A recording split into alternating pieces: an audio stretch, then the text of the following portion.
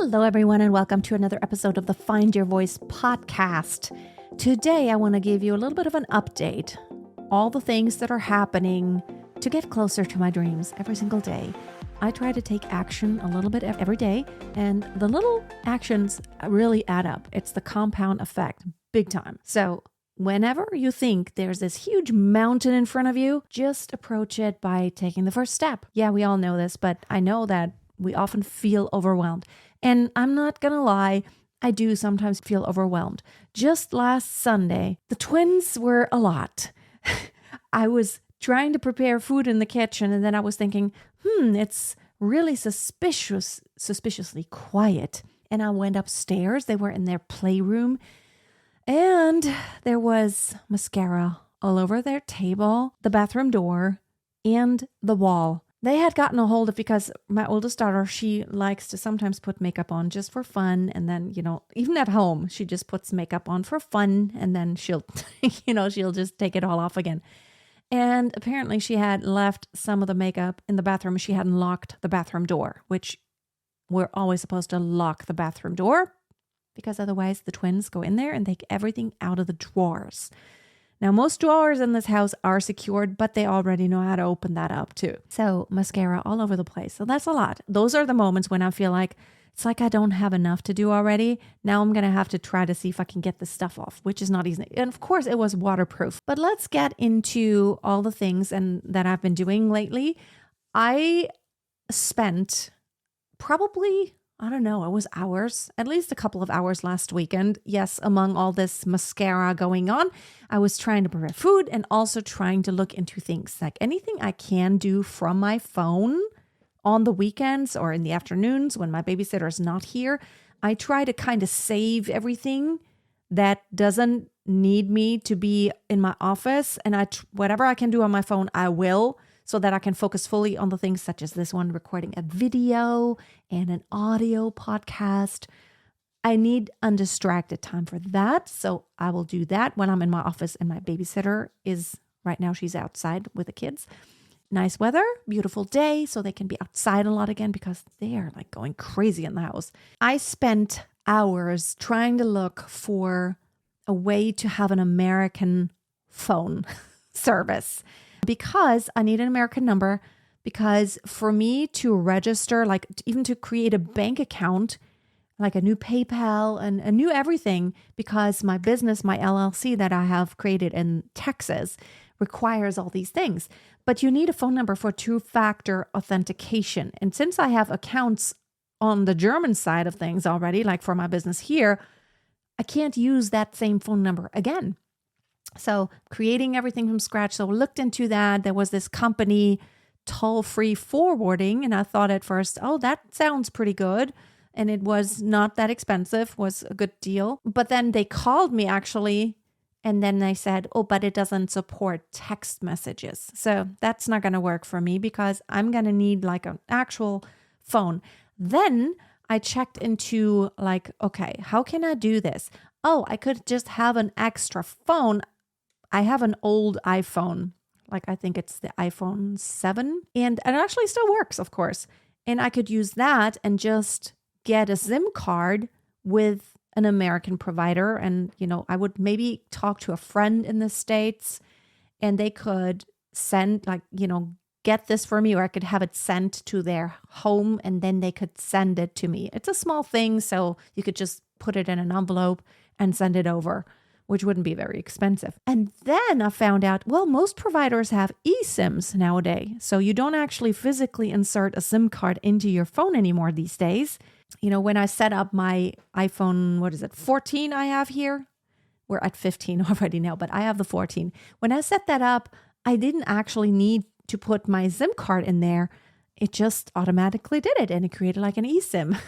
So all you have to do is put in a code from your provider and then you're set up, it's activated. And so I was wondering, could you have more than one? Because I know that in the past you could actually have 2 slots for a SIM card, like dual SIM card. Is there such a thing as multiple eSIMs that I maybe could even run at the same time? And yes, you can. And I got on, Ultra Mobile. I got with Ultra Mobile. Fairly inexpensive.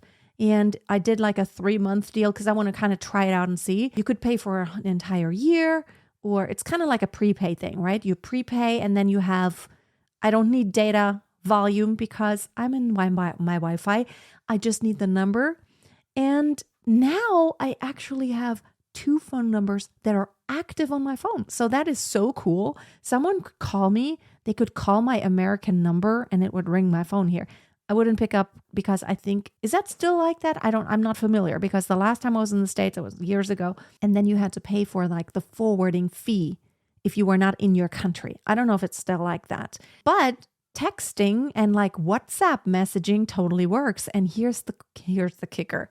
I have WhatsApp, which I use all the time personally for like to stay in touch with my family and friends.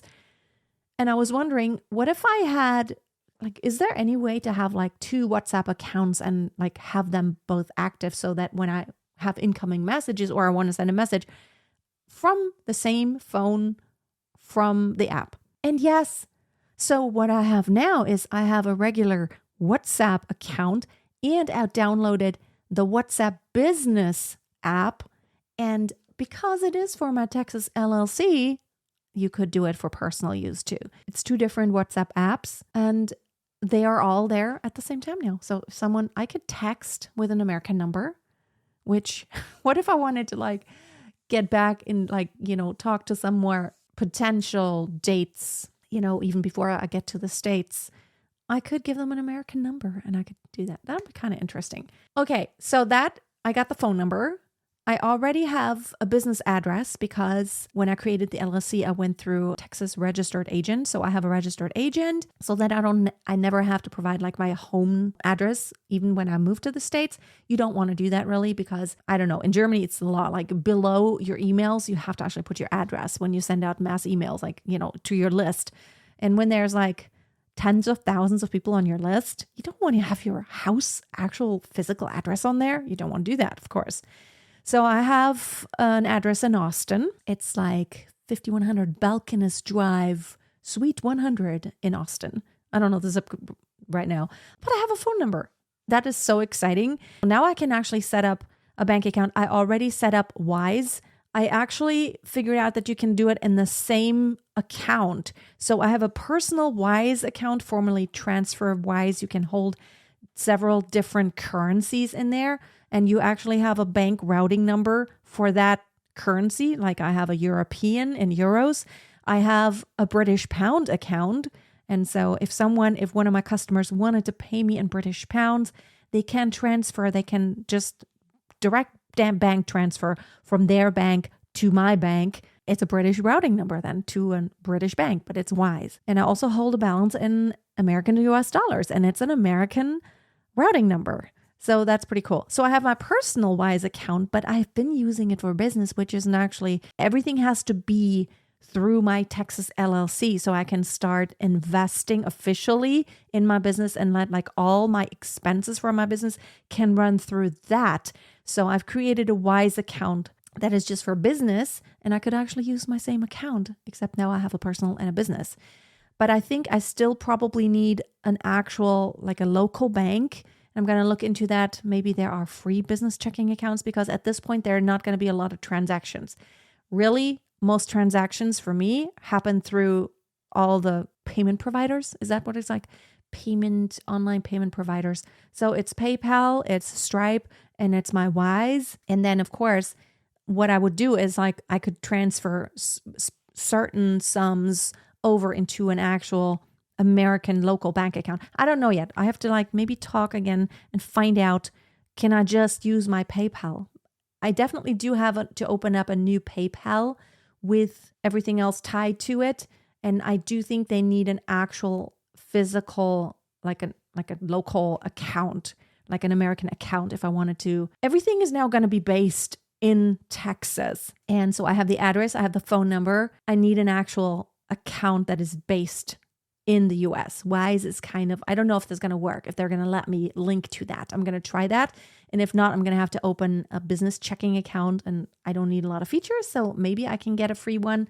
I think I found something that had like just, up to so many transactions, like 20 or 50 transactions a month. It's free. for small businesses, maybe that's something I can do right now. Things are moving, things are happening, and I feel like this is now bringing me a whole lot closer because the fact is, I have expenses for my business all the time. Like every single month, I pay my team members, I pay all these different tools and softwares that I use. And these are expenses that will count toward my investment. I probably aim for about between 60 and 80K I need to invest. And it's going to happen so much faster as soon as I can just let all my expenses run through that side and claim them. It's not going to take forever. However, I still have to talk. I have to find it's always like a loop 21. Is that what you call it? You have to what came first, the chicken or the egg? So in order for me to do these things, I need to find out about the German taxes first. How am I going to set this all up? I'm going to have an E2 visa, which means I'm not a permanent resident. I am just allowed to stay and to be physically present in the US as long as I'm running my business and operating my business. I'm also only allowed to work in that business. I'm not allowed to work anywhere else. So I'm thinking what if I wanted to perform, do gigs? I have a friend who actually sings with Dallas Opera in the ensemble. So maybe that is something I would want to get into. I have no idea if I will or not, if I even have capacity, but it's something eventually I actually would like to do because I still have connections there to the opera and music world. But how am I going to set this up tax-wise? Because here in Germany, the thing is as long as you have a house or a place to stay where you could technically stay whenever for however long, that causes you to have to pay taxes in Germany. So I'm trying to think I don't know yet. Are we going to keep our house? Are we going to sell it? I was thinking I'm for sure going to sell the house because we have a lot of equity in the house. And I could use that money to get started. I mean, if I sold this house, I would instantly have the investment sum ready. And of course, get a lot left over too. And I would have a down payment for a house. But here's the thing. Number one, I'm not going to get a house loan without, if I'm just appearing there and tomorrow I can't get a loan, right? If I just move there, it doesn't matter if I have 100,000 as a down payment. I can't just go ahead and buy a house because I don't have a record there yet. I don't know if they would accept the record here from Germany, how much money I made here. I don't think so. What we're going to probably do, we're going to rent a house when we get there in the beginning for however long it takes for us to, maybe a year or two to, until we can buy a place. Now I'm thinking, are we going to keep the house for now or are we going to then sell it? I don't know yet because the tax thing is quite complex. And I think I'm going to need to invest in a really good consultation with an international tax specialist because even right now when I start letting everything run through the Texas LLC, see, here in Germany, I'm also on my health insurance here is subsidized, the one that I'm on because I'm a music teacher.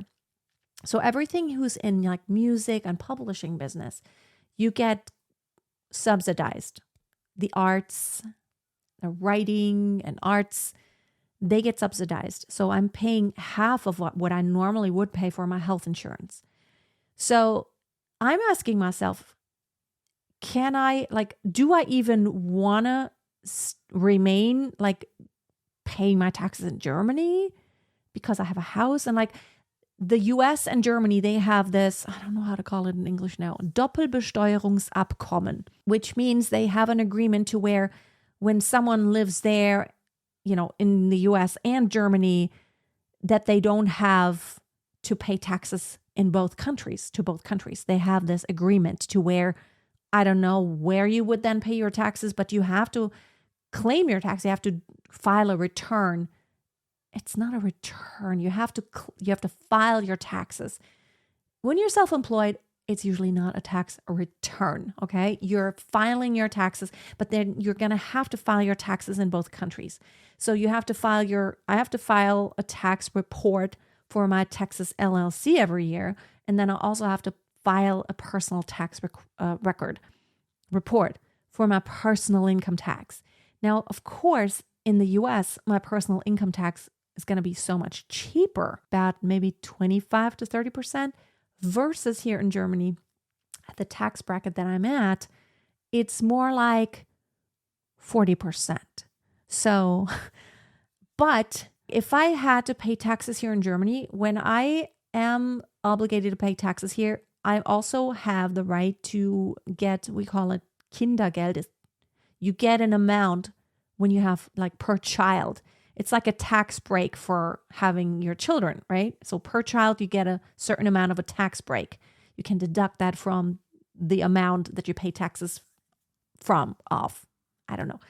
Those are all the things. I'm going to need a consultation with a specialist because I'm trying to figure out what would be the best scenario for us, because what it's going to be probably is that we're going to live in the States, but because I want to homeschool my kids, we're going to have the freedom to come visit Germany at any time and for any length of time.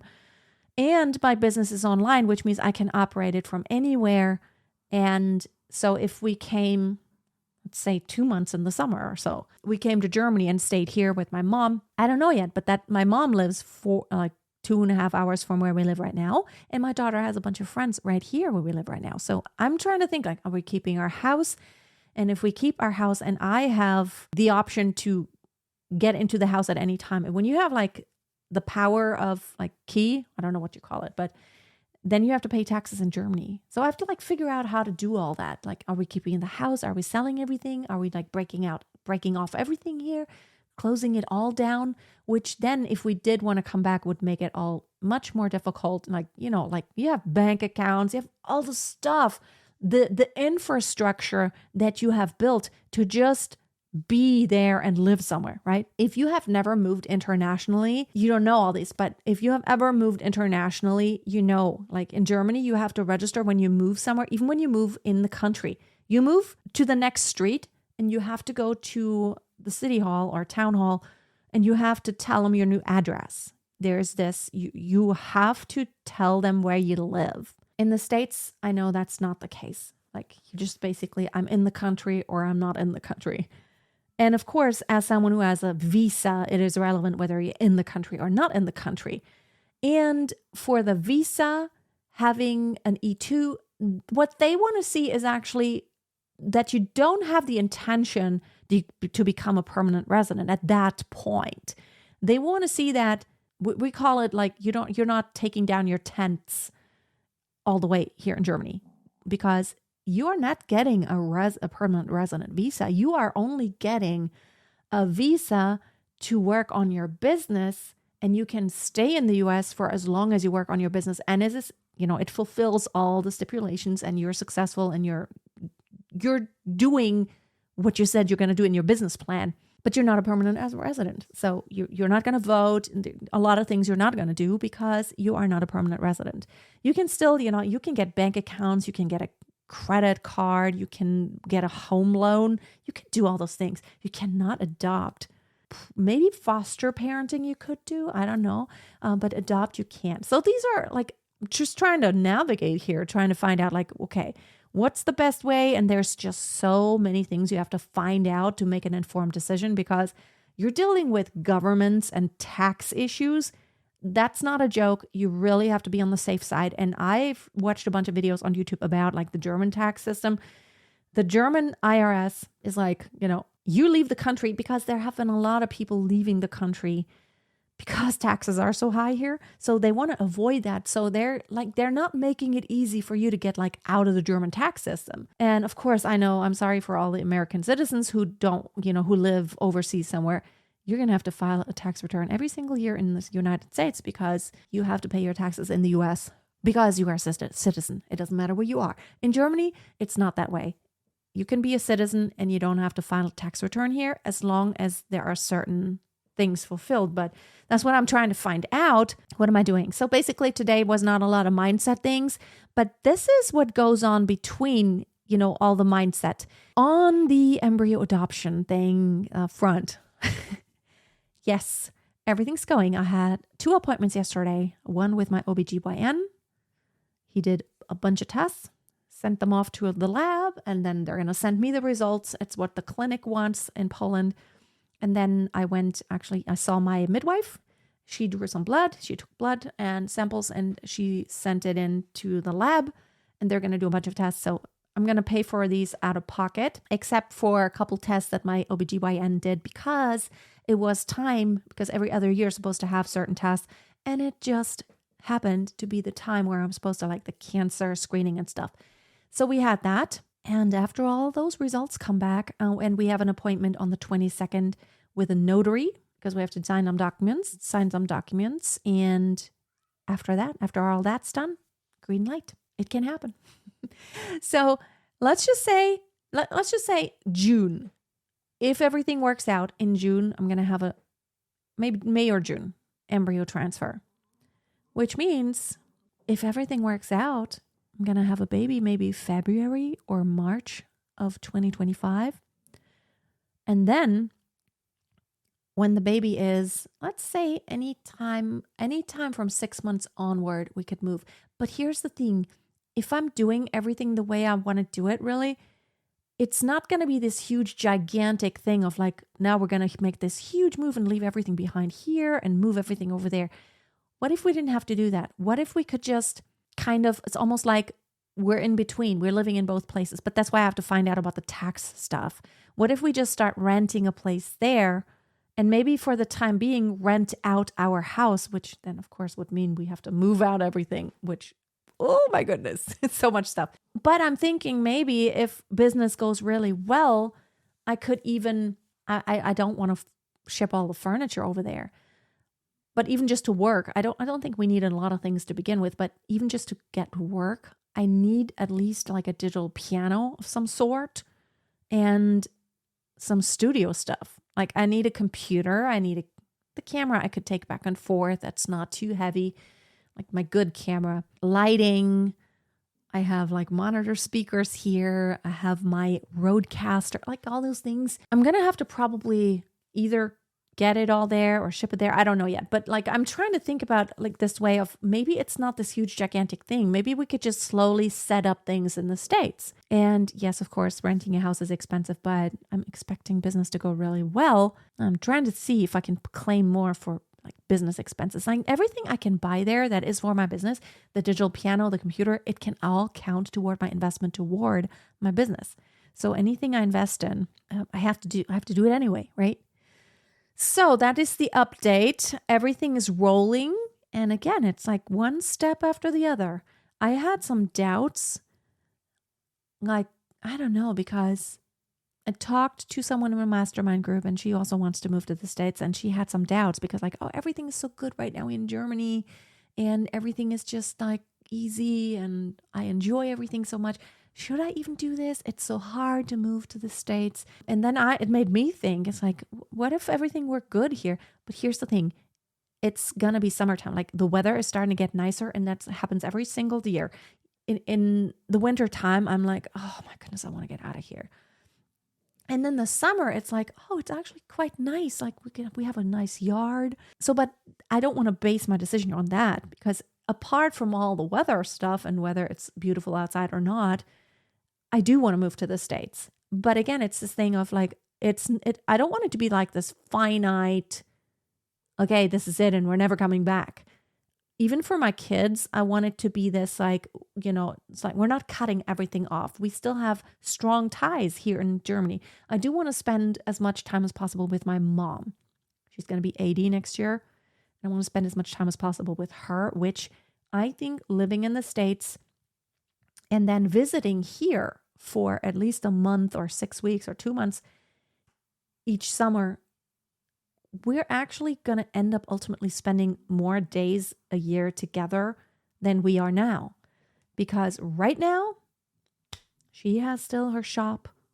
I have my work. Romy has to go to school every day. And like we see like once a month for 2 days. That's how much we see each other. 12 months. That would be 24 days. Approximately that we see each other every year. Let's make it 30 days. So we see each other, we see, like she spends time with us for 30 days every year right now. So what if we just spent those 30 days? That's more quality time if we spent an entire 30 days staying with her at her house. All things to debate, like, okay, a lot of things still having to find out. The tax consultation is the most important thing right now so that I can make decisions of how am I going to set this up. I don't want to make a mistake because, you get in trouble with the IRS. You just don't want to go there. And you can't go there like, oh, I had no idea. No. German IRS, they're getting very serious now because a lot of people don't want to pay these high taxes and they're like trying to move away from the country. But they're like, you don't really want to leave your home country. You kind of want to still be there, but you don't want to deal with the system sometimes. And so a lot of people leave, but kind of, and then they have these surprises of like, oh, I can't just leave and not have to pay taxes anymore. That's just not how it works. So I want to make sure I'm informed. Okay, I'm going to wrap it up for today. And probably next week, I'm going to talk about mindset again. I just wanted to give you that update. Again, it's those 50 things I dream of. And it's, right now, it's those probably 3 major things that I dream of. Like really 2 major things I'm working on. It's moving to the US and having another baby. Okay, and with that, I'm going to close. Dreams do come true. Dream big, one step after the other. A winner is a dreamer who never gives up and who never stops taking action. Talk to you soon. Bye-bye.